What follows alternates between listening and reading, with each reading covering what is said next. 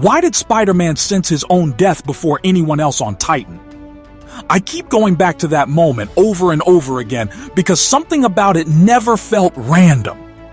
The battlefield on Titan was already chaos, dust swirling in the alien air, heroes struggling to even comprehend what had just happened after Thanos snapped his fingers. And yet in the middle of that confusion, Peter Parker reacts differently. Not instantly, not like everyone else who vanished without warning. He hesitates, he panics, he feels it coming.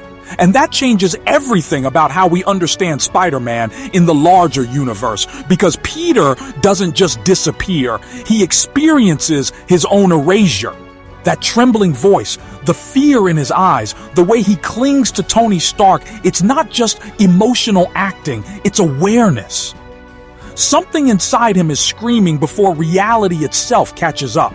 And if we look closely, that moment might be the biggest hidden clue Marvel has ever given us about Spider-Man's true connection to something far bigger than just street-level heroics. Most people explain it away as enhanced senses, a stronger intuition, or just cinematic dramatics to make the scene more emotional.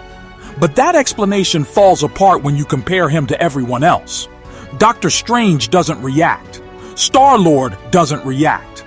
Even seasoned warriors like Drax and Mantis fade without understanding what's happening. These are people who have faced cosmic threats, interdimensional travel, and literal gods. And yet, none of them feel their own end approaching. Peter does. And that forces me to ask a much deeper question. What exactly is Spider-Man sensing in that moment? Because if it were just physical danger, there was no incoming attack, no energy blast, no weapon. The snap wasn't something you could dodge or block. It wasn't a threat moving through space. It was reality itself rewriting its own rules. Half of all life erased instantly, not through force, but through existence being undone. So how does a teenage hero feel that? The answer might lie in something Marvel has only hinted at in the films but explored deeply in the comics. Something known as the web of life and destiny. It sounds abstract at first, almost mystical, but it's actually one of the most important concepts tied directly to Spider-Man's existence. In the comics, this web connects all spider totems across realities, binding them through fate, purpose, and existence itself.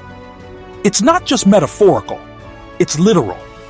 Every Spider-Man, in every universe, is a thread in this web.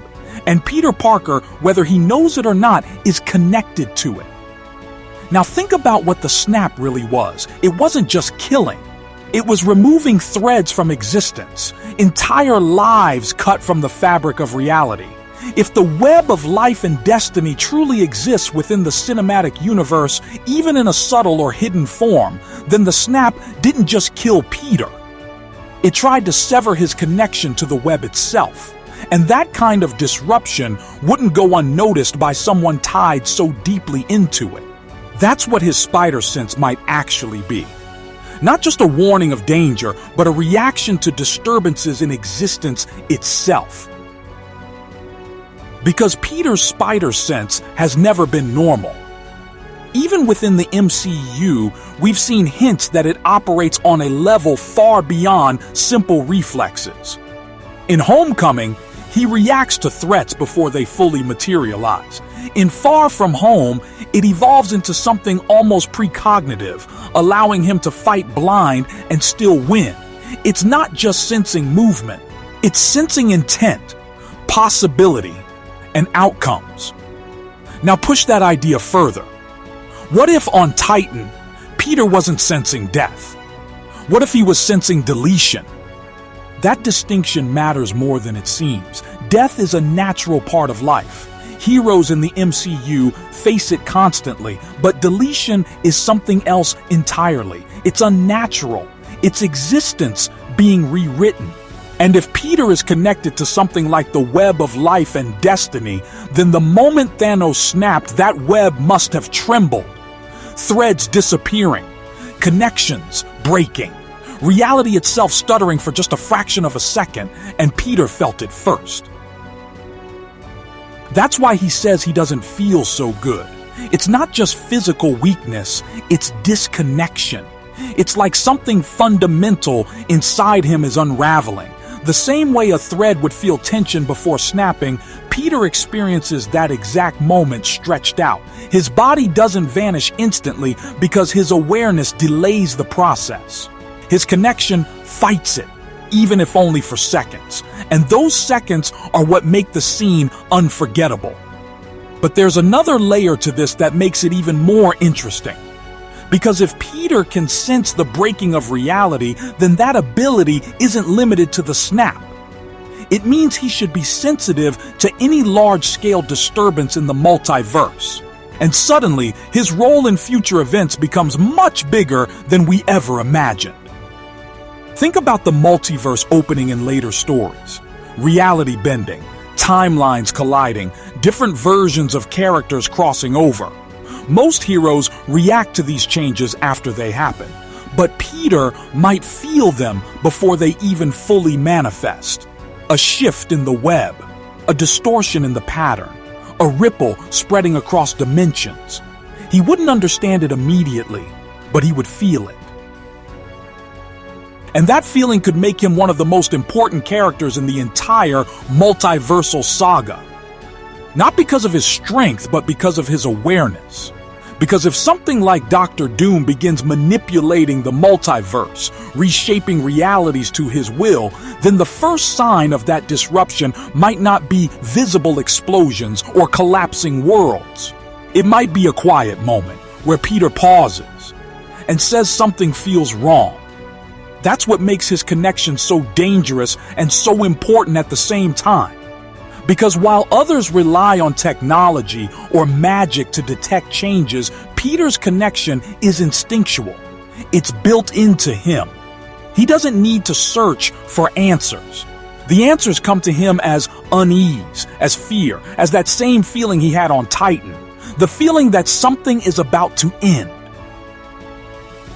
And this creates a perfect narrative setup for a future conflict. Because imagine Dr. Doom, a character who thrives on control, precision, and manipulation of reality. A mastermind who believes he can reshape existence into perfection. Now place him in a universe where one unpredictable variable keeps sensing his moves before they fully unfold. That variable is Peter Parker. Not because he's the strongest, but because he's the most connected.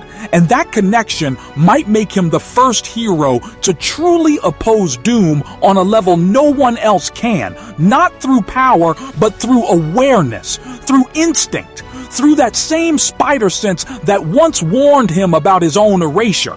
It's almost poetic when you think about it.